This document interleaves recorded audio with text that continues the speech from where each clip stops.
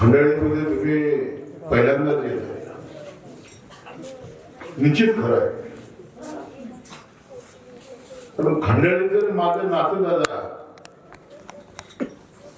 माझ्या आजी सांगायची. माझ्या वडिलांची जी आई होती लक्ष्मीबाई, ती सांगायची की लक्ष्मीबाईची आई खंडाळीची, म्हणजे माझ्या वडिलांची पणजी त्यांच्या खंडाळी गावाची. आणि नंतर माझ्या वडिलांची लहान बहीण जी माझी आत्या आहे ती सुद्धा खंडाळी जाते, लक्ष्मण वाघमारे. त्यामुळे दुहेरी नातं माझं खंडाळीशी होतं. निवडणुकीच्या प्रचारासाठी इकडे सगळी जबाबदारी विजयदादांच्या भाऊंच्या खांद्यावरती होती. उमेदवारी जाहीर झाल्यानंतर आपल्याला 14 दिवस प्रचाराला मिळाले. बरोबर झालं, फक्त 14 दिवस आपल्याला प्रचाराला मिळाले. आणि 14 दिवसामध्ये पंढरपूरची 17 गावं, मोहोळची 104 गावं, मोहोळ शहर आणि उत्तर सोलापूर तालुक्याची 24 गावं, म्हणजे जवळजवळ 150 गावं आणि मोहोळ शहर असा एवढा मोठा हा भाग होता.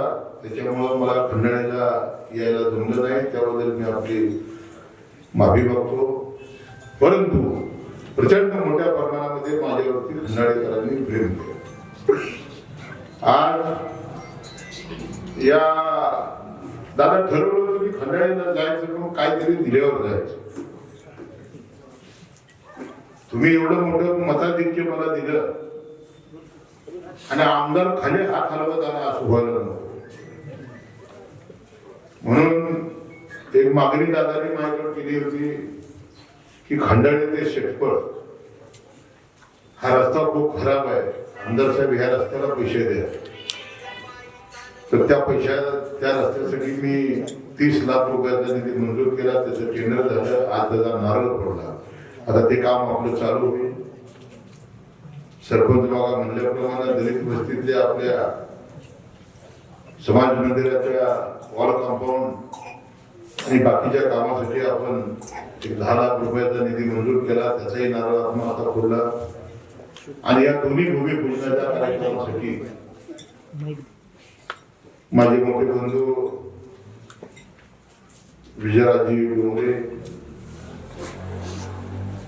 माझे जीवाभावाचे मित्र शिवसेनेचे जिल्हा प्रमुख चरणराजे चौरे, आपल्या युवतीचे सरपंच बालाजी खोर, आमचे पापडीचे सरपंच त्यांच्या ताब्यात ग्रामपंचायत, बरोबर ना, ते आमचे सौदागर खडके आणि या गावचे सरपंच गणेश मुळे,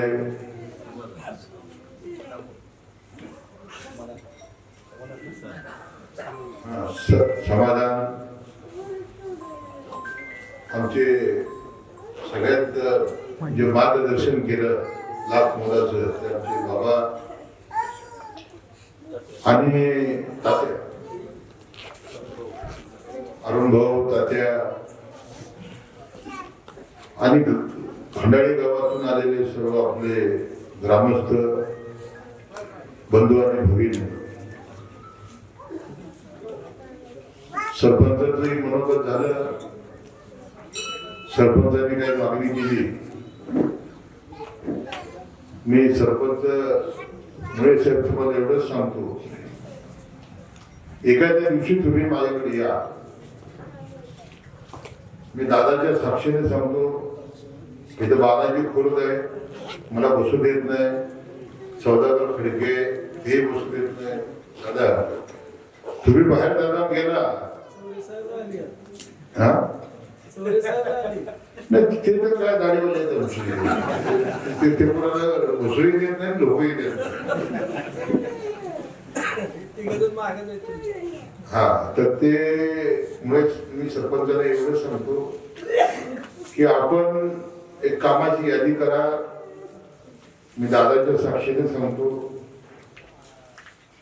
खंडाळी गावाला 1 रुपया कमी पडू देणार नाही. बाबांनी जी आता मागणी केली की विठ्ठलाच्या मंदिराच्या या सभा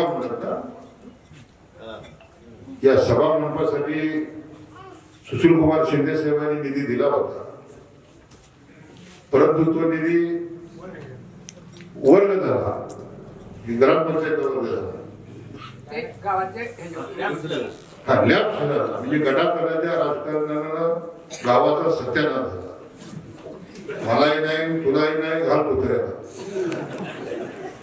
परंतु आता जी ग्रामपंचायत आपली आहे, आपल्या शिना नदीला आला 30-40 गावं पूर्ण पुराखाली होती. नरखेडच्या शेवटच्या टोकाला जाधववाडी, देगावच्या पलीकडे दादा, त्या जाधववाडी गावाला जात असताना उमेश पाटील माझ्या बरोबर होते, तिथल्या जिल्हा परिषद गटाचे सदस्य. आम्ही आमच्या गाड्या सोडल्या, ट्रॅक्टरने गेलो त्या गावापासून ते शेवटच्या गावामध्ये, अगदी आपली शिंगोली तरड गावामध्ये आम्ही एकही गाव ठेवलं नाही. विजयदादा त्या भागामध्ये फिरत होते, मी वरच्या भागामध्ये फिरत होतो. माझी सौभाग्य होती, पत्नी तृप्ती खरे काही ठिकाणी गावाला दादांबरोबर भेटी देत होत्या. जितकी शक्य तेवढी मदत करण्याची भूमिका एक आमदार म्हणून मी ठेवलेली होती. लोकांना जीवन देण्याचं काम करत होतो. माझी पत्नी तिकडे शिंगोली तरडगाव, हे पत्रकारांचे शिराप होते, ह्यांच्याही गावाला पूर्ण म्हणजे वेढलं गेलं होतं. त्याला विचारा, हे पत्रकार आहे, खोटं बोलणार नाही. यांच्या गावामध्ये सुद्धा शिंगोली असेल, तरडगाव असेल, वडपटे असेल, त्या सर्व भागामध्ये लोकांना जेवणाची 2 टाइम जेवण पोच करण्याचं काम माझी पत्नी करत होती. नवरात्राचा उपवास होता. प्रत्येक महिन्याला फळं देण्याचं काम दादा टापून खरेदी करून ती फळं तिथं प्रत्येक गावात पोच करण्याचं काम माझी पत्नी करत होती. त्यानंतर जरा पूर उसरला, त्यानंतर 10 दिवसाचं राशन हे त्या लोकांना पोच करण्याची भूमिका स्वखर्चातून आपण करत होतो. मी स्वतः आमदार म्हणून पूर्ण पूर परिस्थितीवरती लक्ष ठेवून होतो. प्रत्येक गावाला भेट देत होतो. तहसीलदार असेल, ग्रामसेवक असेल, तलाठी असेल, बीडीओ असेल, पूर परिस्थितीमध्ये ज्यांची जमीन गेली, ज्यांची घरं गेली, त्याला पंचनामा झाला पाहिजे, त्याला शासनाची नुकसान भरपाई मिळाली पाहिजे, यावरती बारीक नजर ठेवून होतो. आणि त्याही परिस्थितीमध्ये सरकारनं आपली 5 मंडळं मोहोळ तालुक्यातली ही पूरग्रस्त म्हणून जाहीर केली आणि 4 मंडळं ही पूरग्रस्त म्हणून जाहीर केलेली आहे. बांधवांनो, त्या 4ही गटातून मला फोन चालू होते, दादांचा फोन चालू होता की आमदार साहेब आपल्या 4 मंडळाला निधी मिळाला पाहिजे. मी तिकडे शिंगोली, तरडगाव, त्याच्यानंतर तिकडे इनकी पासून त्या शेवटच्या गावापर्यंत जी गावं पूरग्रस्त म्हणून जाहीर केले नाहीत त्या भागाला भेट दिली. मी जिल्हाधिकारी कलेक्टर साहेबांना फोन केला, सर कोणते निकष लावले म्हणून आपण 5 मंडळ जाहीर केलेले आहेत, परंतु 4 मंडळामध्ये गुडघा इतकं पाणी आहे शेतकऱ्याच्या शेतामध्ये, त्यांना आपल्याला पूरग्रस्त म्हणून जाहीर करावं लागेल. अतिवृष्टीचा नियम त्या मंडळाला लागू करावा लागेल. मला कलेक्टर साहेबांनी सांगितलं दादा की 4 मंडळ आमदार साहेब त्या दिवशी घेता येईल आपल्याला की ज्या दिवशी शासन त्याला मान्यता देईल. आता 4 मंडळामध्ये जवळजवळ 12-13 जर गावं पकडली, ती तसली काय यंत्र बसवली होती हवामान खात्याची. म्हणजे मोहोळच्या 5 मंडळामध्ये पाऊस पडला आणि 4 मंडळामध्ये पाऊसच पडला नाही, अशा पद्धतीची तसली ती यंत्र हवामान खात्याची होती. सगळी बंद पडलेली केंद्र, चुकीचा रिपोर्ट कलेक्टरला दिला, कलेक्टर साहेबांनी वर शासनाला दिला. कलेक्टर खूप चांगला माणूस आहे. मला कलेक्टर साहेबांनी सांगितलं, आमदार साहेब माझी काही अडचण नाही म्हणजे फक्त शासनाने मान्यता दिली पाहिजे तर आपल्याला ही 4 मंडळ घेता येतील. 4 मंडळामध्ये जवळजवळ 60 ते 62 गावं आणि 60 ते 62 गावामधल्या माझ्या शेतकऱ्याला नुकसान भरपाई मिळाली पाहिजे म्हणून दादा, विजय दादा, मी स्वतः, उमेश पाटील होते, आम्ही ताबडतोब मुंबईला आणि मुंबईला जाऊन अजितदादांना भेटलो. अजितदादांनी सांगितलं की अजितदादा ज्या वेळेला पूर आला होता त्यावेळेला आपण लांबोटी गावामध्ये भेट दिली होती. आपण प्रशासनाला सूचना केली होती की सरसकट पंचनामे करा. आपण सरसकट पंचनामे करा म्हणून सांगितल्यानंतर सुद्धा प्रशासन ऐकायला तयार नाही. मी कलेक्टर साहेबांना विनंती केली, त्यावेळेला प्रांत होते तुमच्या दौऱ्यामध्ये तहसीलदार होते तुमच्या दौऱ्यामध्ये, BDO होते तुमच्या दौऱ्यामध्ये, CO होते, जिल्हा परिषदेचे सर्व अधिकारी होते. तुम्ही आदेश देऊन सुद्धा आपली 4 मंडळ ही पूर परिस्थितीमध्ये घेत नाही. जवळजवळ 60-65 गावावरती अन्याय होतोय. पूर्ण शेतकरी उद्ध्वस्त झालेले आहे, त्याचं पीक गेलेलं आहे. जे बी काय धान्य असेल, सोयाबीन असेल, मका असेल, बागा उद्ध्वस्त झालेले आणि कमीत कमी वापसा यायला 2 ते 3 महिन्याचा काळ जाईल. 3 महिने झाले तरी या शेताला वापसा नाही अशी परिस्थिती आहे. त्यामुळे हे वर्ष तर गेलंच गेलं, परंतु पुढची वर्ष शेतकऱ्याचं गेलं, पूर्ण शेतकरी उद्ध्वस्त झालेला आहे. त्यामुळे दादा, माझी विनंती आहे आमदार म्हणून की आता दुपारी 12 वाजता कॅबिनेट आहे, मी सकाळी 8 वाजता त्यांना भेटलो की दुपारच्या कॅबिनेट मध्ये माझी ही 4 मंडळ अतिवृष्टी झाली या निकषाखाली मंजूर करा, एवढी मागणी मी तुमच्याकडे करतो. दादांनी मला शब्द दिला की कसल्याही परिस्थितीमध्ये आमदार साहेब 4 मंडळ राहणार नाही. आणि मी सर्वप्रथम अजितदादांचं अभिनंदन करतो. त्याच दिवशी अजितदादांनी 4 मंडळ आपली मंजूर केली आणि संध्याकाळी राज्य सरकारने त्याची अधिसूचना काढली. आमचं शेतकऱ्याची काहीतरी देणं आहे. माझा शेतकरी उघड्यावर राहिला नाही पाहिजे ही भूमिका आम्ही टीका टिप्पणी करण्यामध्ये आम्ही वेळ वाया घालवला नाही. विधानसभेचा निवडणूक झाली, तब्बल 31,000 मतानं या मोहोळ तालुक्यामध्ये असणारी दादागिरी, दडपशाही, तानाशाही आणि झुंडशाही काढून माझ्यासारख्या एक टांगेवाल्याच्या मुलाला तब्बल 31,000 मतांनी तुम्ही महाराष्ट्राच्या विधानसभेत आमदार. मी ह्याच जन्मात खंडाळी करायचे नाही तर 7 जन्मात तरी उपकार तुमचे विसरू शकणार नाही. इतकं भरभरून दान मला खंडाळी गावाने दिलं. आज 40 लाख रुपयाच्या कामाचा भूमिपूजन समारंभ झाला. मी एवढ्यावरच बसणार नाही. दादा, विधानसभेच्या निवडणुका झाल्या त्याच्या अगोदर सुद्धा आपण अनगर अप्पर तहसील कार्यालयाच्या प्रश्नावरती प्रचंड मोठ्या प्रमाणामध्ये लढा उभा केला.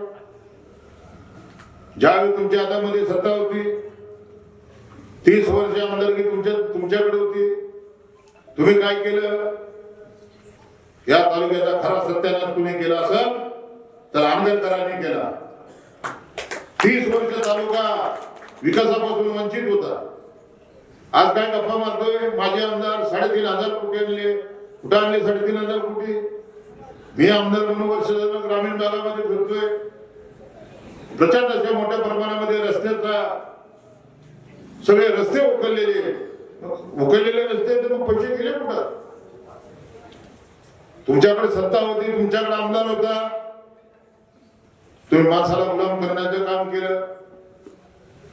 मोहोळची बाजारपेठ उद्ध्वस्त करण्याचं काम केलं. स्वातंत्र्यापासून 77 वर्ष झालं मोहोळ तालुका होता, तुम्ही मोहोळचं सब रजिस्टर ऑफिस अनगरला नेलं का? तर तुमच्याकडे आमदारकी होती. तुम्ही मोहोळचा जनावरांचा बाजार अनगरला नेला का? तर तुमच्याकडे आमदारकी होती. आणि तेवढ्यावर तुम्ही गपची बसला नाही तर तुमच्या मनामध्ये पाप आलं. तुम्ही अनगर अप्पर तहसील कार्यालयाच्या नावाखाली एक नवीन तहसील कार्यालय अनगरला निर्माण केलं. काय गरज होती? काय गरज होती? 45 गावाला गुलाम करायचे. आणि तो एक डाव होता. तिथं तहसीलदार नेमला. तहसीलदार गेल्यानंतर मग तिथं तुम्हाला पोलीस स्टेशन न्यायचं होतं. पोलीस स्टेशन नेल्यानंतर तुम्हाला व्हिडिओचं ऑफिस न्यायचं होतं. आणि व्हिडिओचं ऑफिस गेल्यानंतर ना पूर्ण मोहोळ शहर उद्ध्वस्त झाला असतं, मोहोळ तालुका उद्ध्वस्त झाला असता. आम्ही प्रचंड मोठ्या प्रमाणामध्ये या गोष्टीला विरोध केला. दादा होते त्या शिष्टमंडळामध्ये, चरणराज होते, आम्ही सर्व पक्षीय नेते, मुख्यमंत्री फडणवीस साहेब, आपलं एकनाथ शिंदे साहेबांना भेटलो. सकाळी 11 वाजता अनगर अप्पर तहसील कार्यालयाला मुख्यमंत्र्यांनी स्थगिती दिली. परंतु रात्री 10 वाजता 10:30 वाजता या तालुक्याचा माजी आमदार यशवंत माने, माजी आमदार राजेंद्र पाटील अजितदादाला घेऊन मुख्यमंत्र्याला भेटले. वर्षाची मस्त आम्ही मंजूर केलेलं कार्यालय तुम्ही कसं काय स्थगिती देता? आम्ही सरकारमध्ये मग आम्ही सत्तेत असून काय होईल? आम्ही सत्तेच्या बाहेर मुख्यमंत्र्यांना नाही जात झालं. सकाळी 11 वाजता दिलेली स्थगिती मुख्यमंत्र्यांनी उठवली. चरणराज आम्ही सगळे दुसऱ्या दिवशी भेटलो ठाण्यामध्ये मुख्यमंत्री महोदयांना. मुख्यमंत्र्यांनी त्यांची अडचण सांगितली, आम्ही त्यांची अडचण समजून घेतली. दादा आम्ही निर्णय घेतला की मोहोळ तालुक्यातल्या सर्वसामान्य माणसाच्या दारामध्ये जाऊन लोगो मागायचा. आणि 20 नोव्हेंबरला मतदान झालं, 23 नोव्हेंबरला निकाल झाला आणि 31,000 मताने यांच्या आमदाराला उतारा पाडला. आणि राजू खरेला तुम्ही विधानसभेत आमदार म्हणून पाठवलं. आता डाव वेगळा झाला. हे शेकाप मध्ये होते.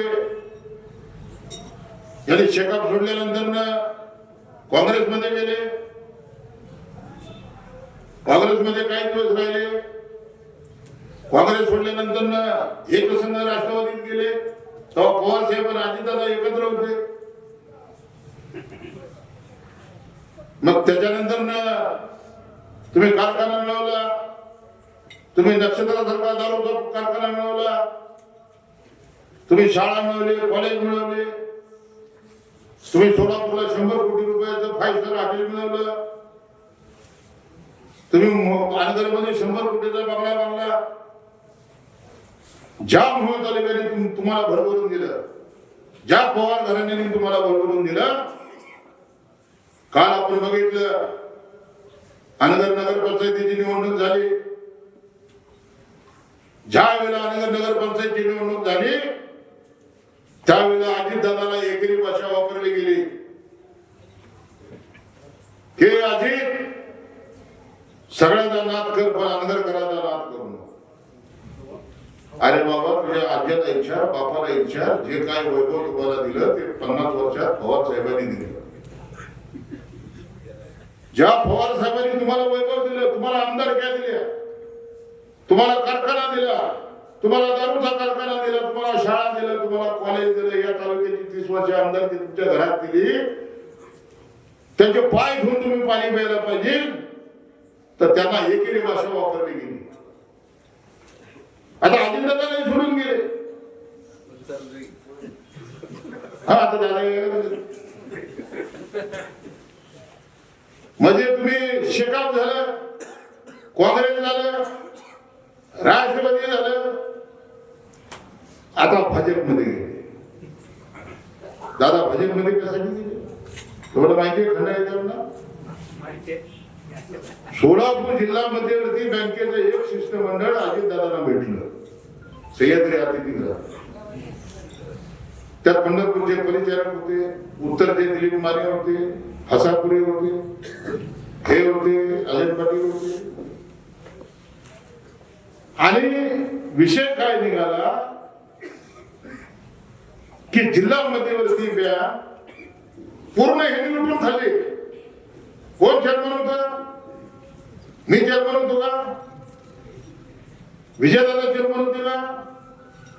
कोण होता चेअरमन? राजन पाटील चेअरमन होते. पूर्ण जिल्हा मध्यवर्ती बँकेचा सत्यानाश करून पूर्ण शेतकरी बँक लुटून हे खाल्ली. माड्याचा बबनराव शिंदे असतील, पंढरपूरचे परिचारक असतील. आणि मग याच्यानंतर ना याच्यावर चौकशी झाली. चौकशी झाल्यानंतर ना सरकार काय कारवाई करत नाही हे लक्षात आल्यानंतर ना लोक हायकोर्टामध्ये गेले शेतकरी. आणि हायकोर्टामध्ये गेल्यानंतर ना हायकोर्टाने ही सगळी गंभीर बाब लक्षात घेतली. आणि लक्षात घेतल्यानंतर ना यांच्या मालमत्ता जप्त करा असा आदेश हायकोर्टाने काढला. दादा मग ह्याच्या मालमत्ता जप्त होते. मग पंढरपूरचा पुढारी असेल, माड्याचा पुढारी असेल, आपलीचे महतेकरांना असेल. आणि मग यांनी सगळे म्हणून दादाकडे गेले. दादाला सांगितलं की सहकार खातं राष्ट्रवादी काँग्रेस पक्षाकडे, आमची घरदारं सगळी आता जप्त होती म्हणून एक सुनावणी लावा. आणि मग सरकार खात्याकडे सुनावणी नावाचं काम अजितदादांनी केलं. पुन्हा बाबा आम्ही कोर्टाला निमित्त प्रतिज्ञापत्र दिले. त्यात बोलले असते आम्ही मुसुडी देतो, अर्धा येतो, अर्धा माफ करा असं. म्हणजे काय दादा विषय काय झाले मी नव्हतं देत. मग तो विषय झाल्यानंतर ना दादा हे भाषे काय म्हणाले, पंढरपूरच्या विठ्ठल सहकारी साखर कारखान्याला 300 कोटी रुपयाचं कर्ज दिले. पंढरपूरच्या चंद्रभागा सहकारी साखर कारखान्याला तुम्ही 218 कोटी रुपयाचं कर्ज दिले. वसंत काळेच्या भीमा सहकारी साखर कारखान्याला तुम्ही जवळजवळ 250 कोटी रुपयाचं कर्ज दिले. म्हणले सरकारी साखर कारखान्याचं बी दुखणं एकच आहे आणि खाजगी कारखान्याचं बी दुखणं एक. बघा अजब अजब सकार मशी अनगरकर. तर बोले त्यांच्या कारखान्याला तुम्ही एवढं कर्ज देते तर आमच्या बी लोकनेतेला 200-250 कोटीचं कर्ज द्या. दादा अजित दादांना कड्या भाषेत सांगितलं, अरे तुला साधा आमदार निवडून आणता आणलाय आणि कारखान्याला 250 कोटीचं कर्ज मागायला लागलाय. अजितदादाचा स्वभाव कडक. ज्या वेळेला अजितदादाने झापलं, केबिनच्या दादा बाहेर जसे आले तसं ह्याने ओळखलं की आपली पत आता अजितदादापाशी संपलेली आहे. आता आपण पुढचं घर बघू. म्हणजे शेकाप झालं, काँग्रेस झालं, मोदी राष्ट्रवादी झाल्या आणि मग तालुक्याला येण्यात करण्यासाठी हे भारतीय जनता पक्षामध्ये जाण्याचा निर्णय घेतला. मी 35 वर्ष झालं शिवसेनेमध्ये. 1990 पासून भारतीय जनता पक्षाला मी ओळखतो. हे आता झालं 2 महिन्यापूर्वी भाजपमध्ये गेलेले. ते 36 वर्ष झालं माझ्या आयुष्याची भाजपला ओळखतो. जेवढा मी ओळखतो तेवढा ह्यांना समजायला लय वेळ लागला. आणि दादा भारतीय जनता पक्षाच्या कित्येक नेत्याला मी विचारलं की मोहोळ तालुक्यामध्ये गेल्या 35 वर्षात तुम्हाला कमळ फुलवता आलं नाही म्हणून तुम्हाला अनगरची गटरगंगा दिसली आणि अनगरच्या गटरगंगेत कमळ लावलं. ज्या वेळेला भारतीय जनता पक्षात गेले तुम्ही सगळ्यांनी मिळून मला आमदार केलं. मोहोळ नगरपालिकेची निवडणूक लागली, अनगर नगर पंचायतीची निवडणूक लागली. दादा मी महाराष्ट्राच्या विधानसभेत बोललो. उज्ज्वला थिटे अनगरची महिला, विधवा महिला, पोलीस पाटलाची सून, काय परिस्थिती झाली? 21 सिक्युरिटी बॉडीगार्ड. किती? 21 सिक्युरिटी बॉडीगार्ड. दादा, मला सरकारने 2 पोलीस बंदोबस्त दिले. पोलीस आहे. त्या पोलिसांना मी विचारलं की ही सिक्युरिटी काय प्रकार आहे? त्यांनी मला सांगितलं. आता ही सिक्युरिटी पोलिसांना विचारलं पाहिजे ना, ही सिक्युरिटी बॉडीगार्ड काय? सगळ्या चॅनलला बातम्या बघत होते. मग त्यांनी सांगितलं मला पोलिसांनी की सिक्युरिटी बॉडीगार्ड म्हणजे देशाचे प्रधानमंत्री, देशाचे गृहमंत्री आणि राज्याचे मुख्यमंत्री ज्या वेळेला मोहोळ तालुक्याच्या दौऱ्यावर येतात त्यावेळेला लांब लचक अशी घन मशीन असते, म्हणजे एका सेकंदात 50 गोळ्या सुटते. अशा त्या सिक्युरिटी बॉडीगार्डच्या हातात रायफल स्टिंगर असते. म्हणजे 21 सिक्युरिटी बॉडीगार्ड आणि वर्ण 55 पोलीस बंदोबस्त दिले. म्हणजे ही 21 आणि ती 55 किती झाले? 76. मी राज्याच्या मुख्यमंत्र्याला विचारलं, विजय दादा, सभागृहामध्ये माझं कर्तव्य होतं मोहोळ तालुक्याचा आमदार म्हणून, की म्हणलं एक महिला अनगरच्या नगरपंचायतीला फॉर्म भरण्यासाठी जाते, तिला 21 सिक्युरिटी बॉडीगार्ड बंदोबस्त दिला जातो, तिला 55 पोलीस बंदोबस्त दिला जातो.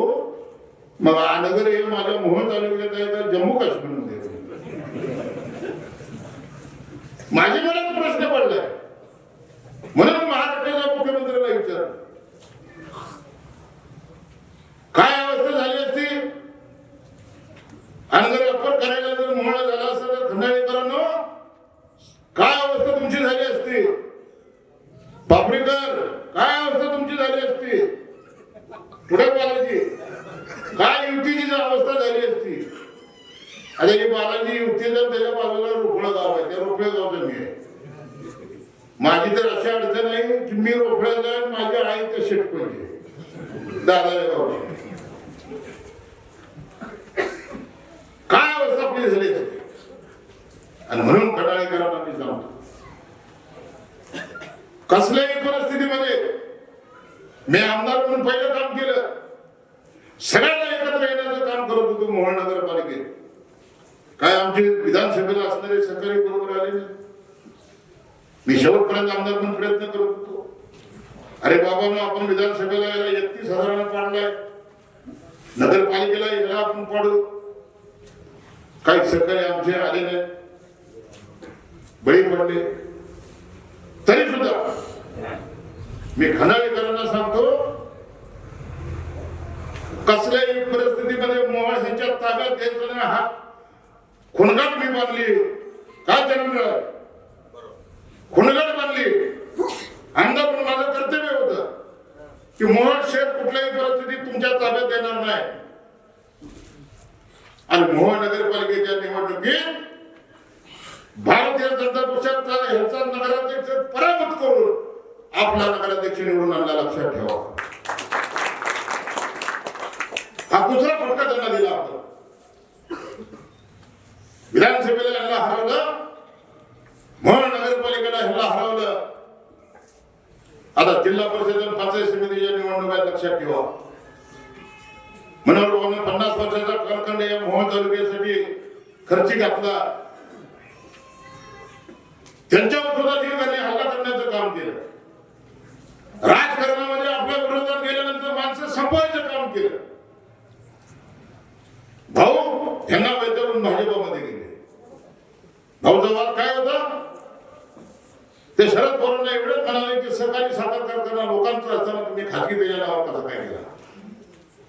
या वादातून भाऊंनी पवार साहेबांना सोडलं. पवार साहेब काय शेतकऱ्याचं ऐकण्यात आमचं ऐकलं नाही, पवार एकट्याचं ऐकायला नाही. म्हणून भाऊ भाजपा दादा साजिक भाऊंचा चिरंजीव म्हणून परिवार सगळा गेला. जिल्हा परिषदेचे सदस्य झाले. जिल्हा परिषदेच्या राजधानी बांधकाम समितीसाठी 1 नंबरची समितीचे सभापती तब्बल 2 वर्ष 5 वर्ष दादा सभापती राहिले. प्रचंड मोठ्या प्रमाणामध्ये एक गाव ठेवलं नाही. मी आमदार म्हणून फिरतोय, मग मी बघतोय, मला लोक सांगताय हा रस्ता दादानी केला. कोरोली असेल, इनकी असेल, मिरी असेल, शेवटच्या टोकापाशी ज्यावेळी जातो त्यावेळी लोक सांगतात की आमदार साहेब हे विजय दादाने काम केलं, त्यानंतर आता तुम्ही काम करायला लागला. मग ह्यांचे 3,500 कोटी गेले कुठं दादा? हा, ही इंदापूरचे गेलं. ह्याला आमदार म्हणून लोकांनी निवडून दिला, ही ठेकेदारी करायला लागलाय. त्या पंढरपूर कुरुल रस्त्याचं टेंडर ह्यालाच घे. तुमच्या वैराग ते बेगमपूर रस्त्याचं टेंडर मान्यता घ्यायचे. मुख्यमंत्री ग्राम सडक योजनेतून काय जी कामं चालू होती ती सगळी मान्यता. दादा ही याच्यासारखा लबाड मनुष्य पृथ्वी तलावर कधी मी बघितलं नाही मान्यासारखा. हा ठेकेदार म्हणून का ग्रामीण भागाचे रस्ते झालेले आहेत? का तुम्ही हात अडवले होते? आम्ही शेतकऱ्यांसाठी जवळजवळ 100 पाण्याचे रस्ते दादा मंजूर केले. त्यातले 2 रस्ते पापरीला दिले, 2 रस्ते आष्टीला दिले, 2 रस्ते युतीला दिले. प्रत्येक सरपंचाला 2-2 रस्ते देण्याचं काम केलं. पुढच्या 24 कोटी रुपयाचे आपण रस्ते मंजूर केले. मला ग्रामीण भागामध्ये असणारा शेतकरी जो पाऊस पडल्यानंतर ना शेतामधून त्याला गावात यायसाठी गुडघे त्या पाण्यात नाही यावं लागतं. ज्यादा पाऊस जर झाला तो शेताच्या वस्तीवर राहतो कारण रस्ता नसल्यामुळं. मग सगळ्यात पहिले दादा आपण प्राधान्य दिलं ग्रामीण रस्ते करत असताना पाण्यात रस्ते करायचे, कारण माझा शेतकरी सुखी राहायला पाहिजे. शेतकरी शेतातनं गावात आला पाहिजे. मग मध्ये आपण 2 महिन्यापूर्वी जवळजवळ 100 पाण्यात रस्ते मंजूर केले. येणाऱ्या काळामध्ये दादा तुम्ही बघता ह्यांनी किती बी थापा मारले, लोकांनी ह्यांना ओळखले. दादा विधानसभेत ह्यांना 4 मुंड्या चित केलं, महानगरपालिकेत 4 मुंड्या चित केलं. आता फक्त जिल्हा परिषद आणि पंचायत समितीची ही जिल्हा परिषद पंचायत समितीच्या निवडणुकीमध्ये जर यांना 4 मुंड्या चित केलं ना नेस्तानाबूत केलं तर पुन्हा ही मुंडकीवर काढणार नाही. लक्षात ठेवा खंडाळीकरण. कोणत्याही परिस्थितीमध्ये जिल्हा परिषदेला विजयदादा उभारतायत, पण त्यांच्या खाली जे पंचायत समितीचे सदस्य आहेत 2 सदस्य आहेत ते दादा ठरवतील. दादा जे ठरवतील ते आमदार म्हणून मला मान्य आहे. परंतु आपल्या ह्या गटातून अत्यंत विक्रमी मताने रातभर आंदोलकरांना झोप लागली नाही पाहिजे एवढं विजयराज डोंगरेंचं लीड पाहिजे. लक्षात ठेवा. जसं मला 31,000 लीड दिलं तुम्ही तसं दादा जिल्ह्यात 1 नंबरचे लीड निवडून आले पाहिजे. लक्षात ठेवा. दादा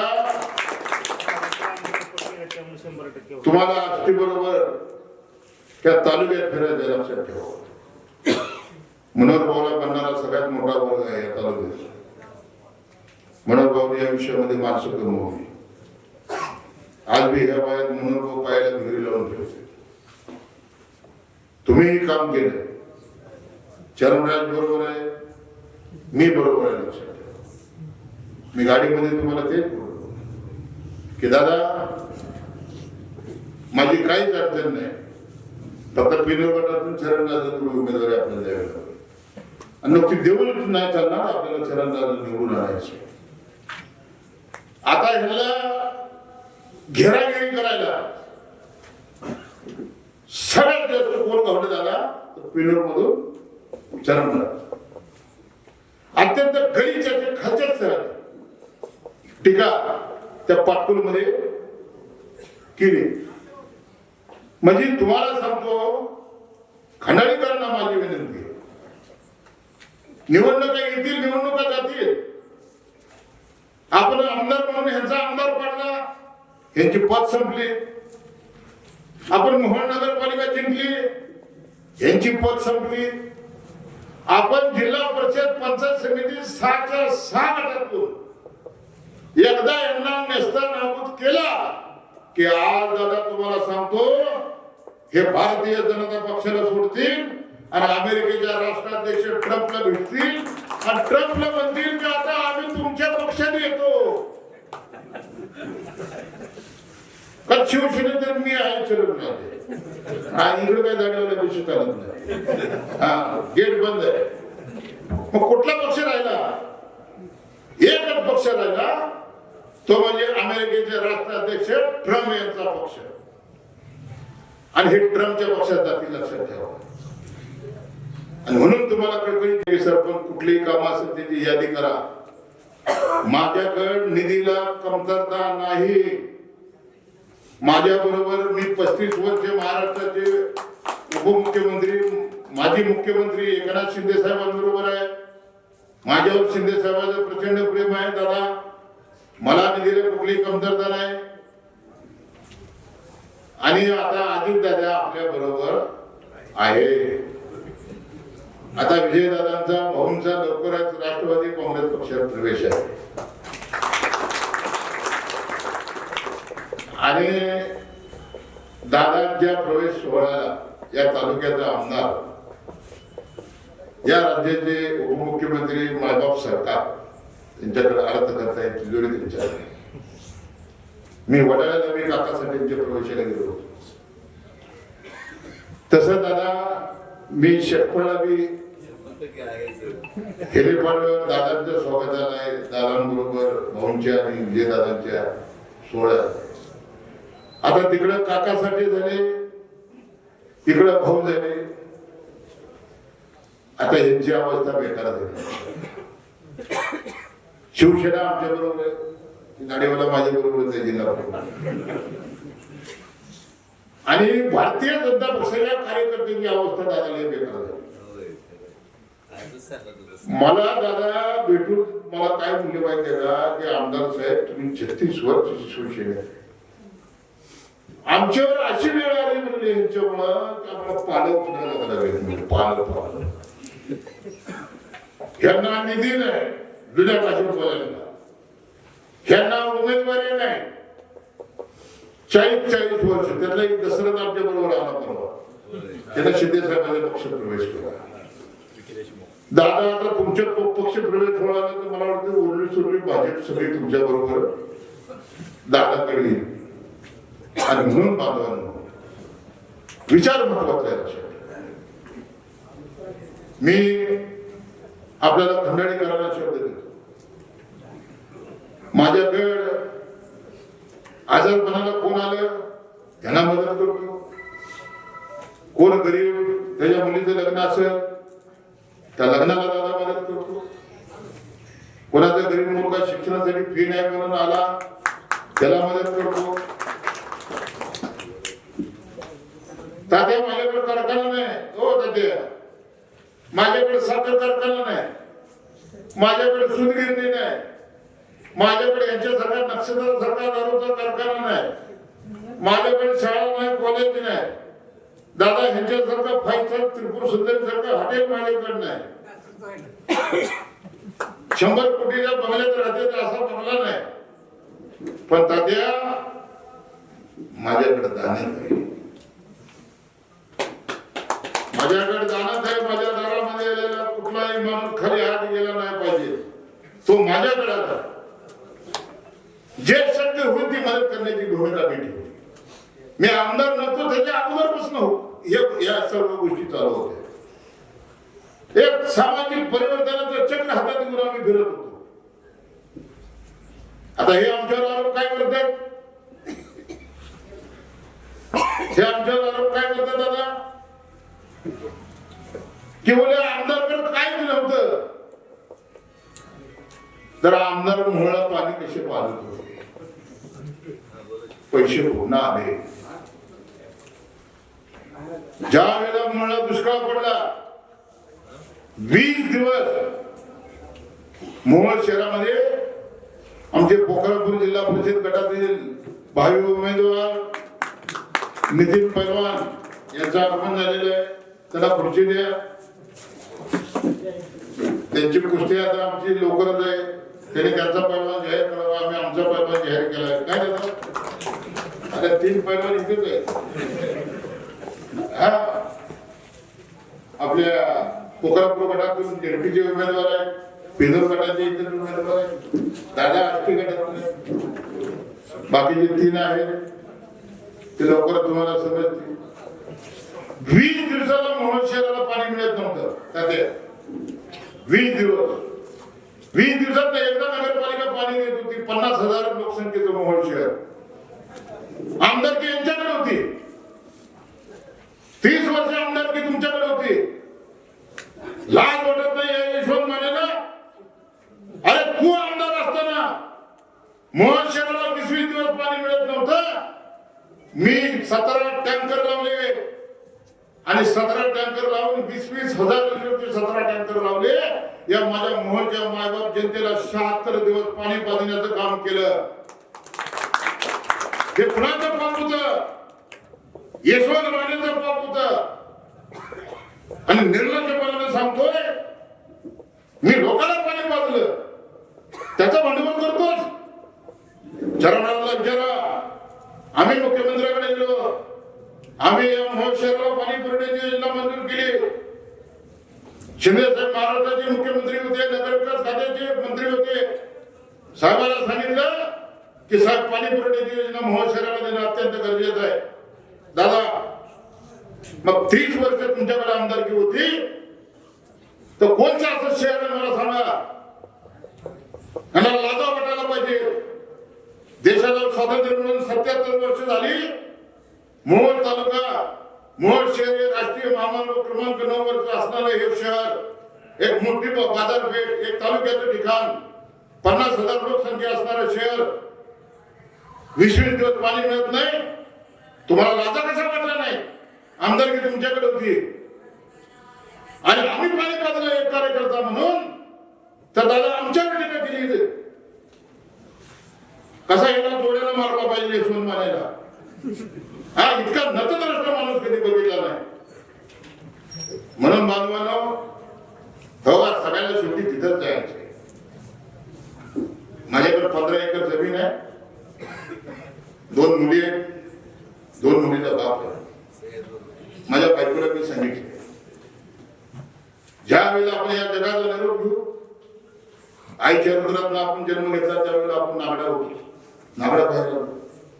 ज्या वेळेला या जगाचा निरोप आपण घेऊ त्यावेळेला नागडा आपण जाणार आहे. 100-200 रुपयाचं पांढरं कफन आपल्या बरोबर येते. 15 एकर जमिनीमध्ये 7.5 एकर मोठ्या पुरीला दे, 7.5 एकर बारक्या पुरीला दे. कारण आईच्या रुद्रातला आलो तेव्हा काही आणलंच नाही, जाताना मी काही घ्यायचं नाही. दादा काय होईल? यांच्याकडे कारखाना आहे, यांच्याकडे सुदगिंज आहे, यांच्याकडे नक्षत्र आहे, यांच्याकडे शाळा कॉलेज आहे, यांच्याकडे 5 स्टार हॉटेल आहे. ह्यांना चंद्राला जायचं. काय होईल यांना? चंद्राला माग आहे. आणि आपल्याला कशात जातील? लेवाला लाकडात. पण कार्यक्रम करेक्ट. तुम्हाला बी जायचंय, आम्हाला बी जायचंय, इथं बसलेल्या सगळ्यांना जायचंय. मग कशासाठी त्या बोथरात सारखं या तालुक्याला नुकतं लुटायचं का? तलाव खाताय, धरणं खाताय, रस्ते खाताय, काटा हाणताय. एका 2 ट्रॉलीमध्ये 5 टनाला हवला. त्या शेतकऱ्यांचा एवढा दारा ह्यांना लागेल तुम्हाला सांगतो. मी नेहमी साखर कारखानदाराला सांगितलं, मी नेहमी साखर कारखानदाराला सांगतो तुम्ही काटा हाणू नका. तुम्ही काटा हाणला की तुम्ही अशा आजाराने मरणार की अमेरिकेत सुद्धा तुमच्यावर उपाय होणार नाही. दादा हा तंत्र आहे, लक्षात ठेवा. हा शेतकऱ्यांचा तंत्र आहे. 18 महिने 20 महिने तर आता त्या फोड्यासारखं शेतकरी ऊस सांभाळतो त्याच्या लागणीपासून ती ऊस जाऊच तर 22 महिने 23 महिने 24 महिने काढून जातो.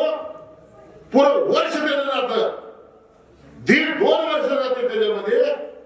तेव्हा कुठेतरी त्याला 2 पैसे मिळते.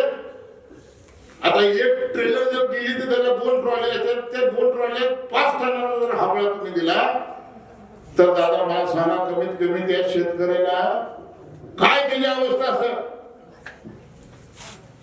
म्हणून बांधवांना तुम्हाला सांगतो, माझ्यासारखा सर्वसामान्य कार्यकर्त्याला आमदार केले.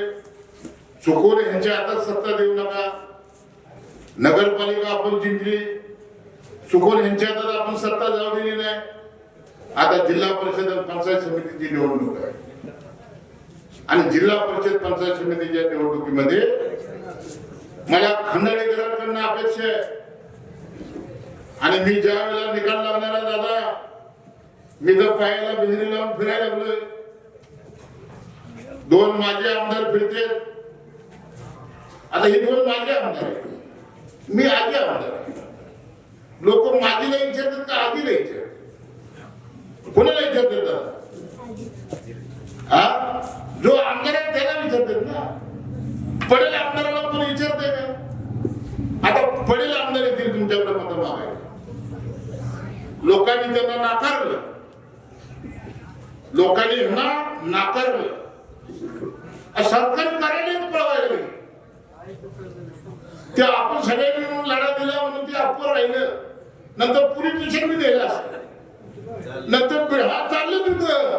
डाव मोठा होता, लय मोठा डाव होता, लक्षात ठेवा.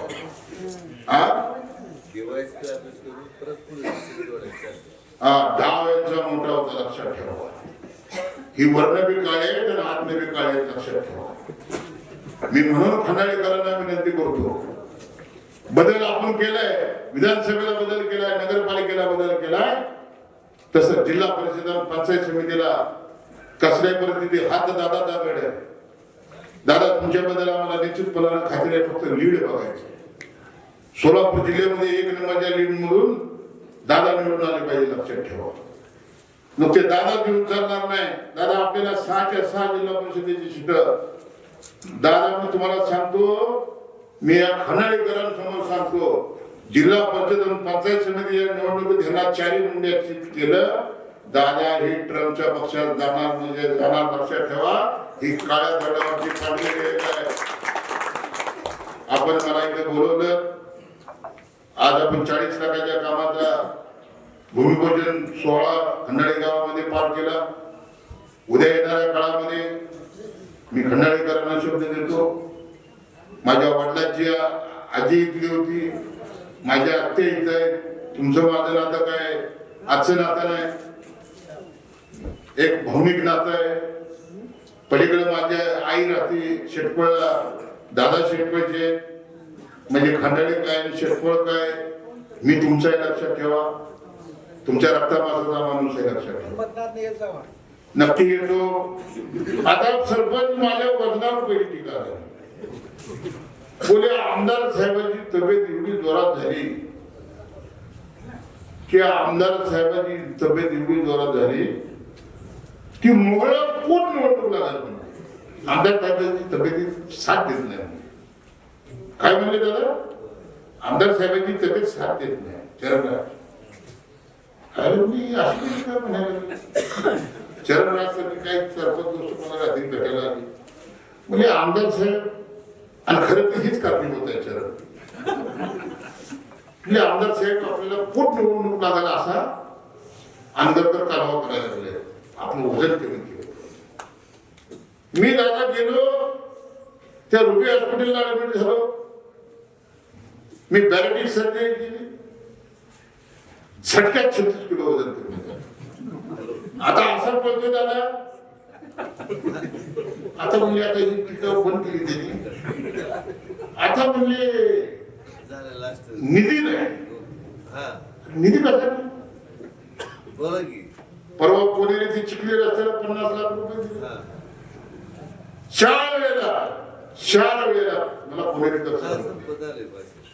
4 वेळेला कोणेरीचे चिखले रस्त्याचा नारळ किती 4 वेळेला, तरी सुद्धा यांनी रस्ता केला. मग रस्ता करायचा नव्हता तर 4 वेळा नारळ कापला. मग मी आमदार झालो. मी मत मागायला जसं खंडाळीला आलो नाही तसं पुणेरीला सुद्धा गेलो नाही. जेव्हा रस्ता करेल त्या दिवशी कोणेरीला जाईल. माझ्यासाठी नारळ फोडणं पाचव्यांदा गावासाठी, पण माझ्यासाठी पहिल्यांदा रस्ता करीन त्या दिवशी गावात. गेल्या 15 दिवसापूर्वी दादा आपण कोणेरी ते चिखली, दादा कोणेरी ते चिखली रस्त्याचा नारळ फोडला. आमदार फंडातून आपण 50 लाख रुपये 4 वेळा नारळ फोडत असताना यांच्या हाताला लकवा कसा आला नाही? होय दादा, माझी लय गाव आहे की नारळ मला तुला माहिती एवढे नारळ 4-4 वेळा नारळ फोडले ते किती गावाला येण्यात काढायचं. म्हणून लक्षात ठेवा, या हिंदू लोकांपासून सावध राहा.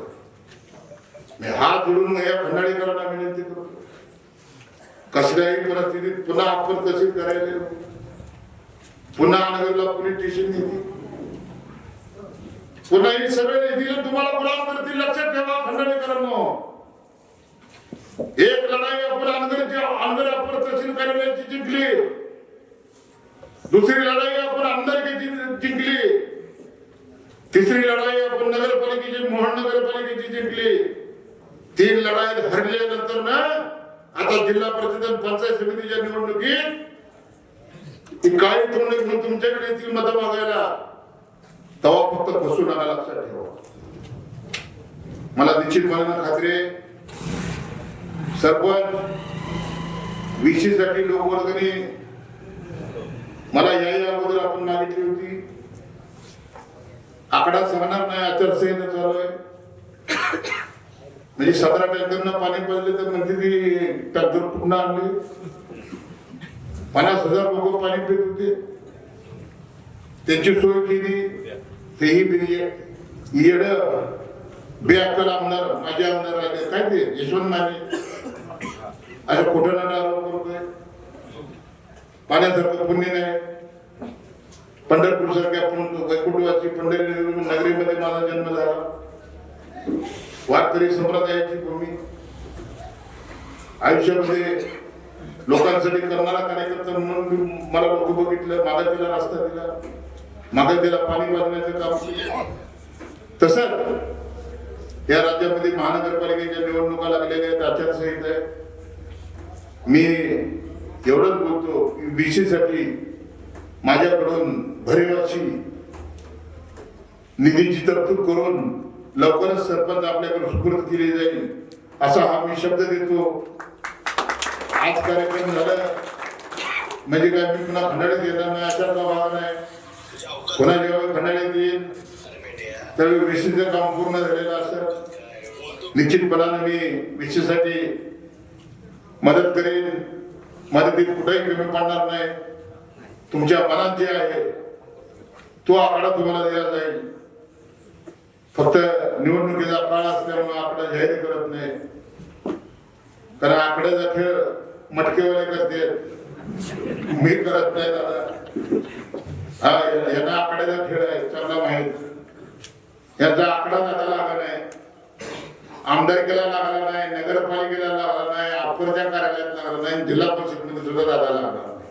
त्यांची फिगर उडती दादा. कल्याण बी उडती, मुंबई बी उडती. हा फिगर लागल्या. कल्याण बी उडते आणि मुंबई बी उडते. म्हणून बांधवांनो आपण एवढ्या रात्री मला इथं बोलवलं, दादांना इथं बोलवलं. आजूबाजूच्या गावचे सगळे सरपंच सगळे आले, चंद्रराज तिथे आले, आमचा सन्मान केला. आम्हाला खंडाळीकरांनी भरपूर प्रेम दिलं. त्यामुळं ह्या जन्मात नाही तर 7 जन्म सुद्धा खंडाळीकरांचे उपकार कधी मी विसरणार नाही. अधिक न बोलता आपल्या सगळ्यांची मी रजा घेतो आणि माझे 2 शब्द संपवतो. जय हिंद, जय महाराज, जय भीम.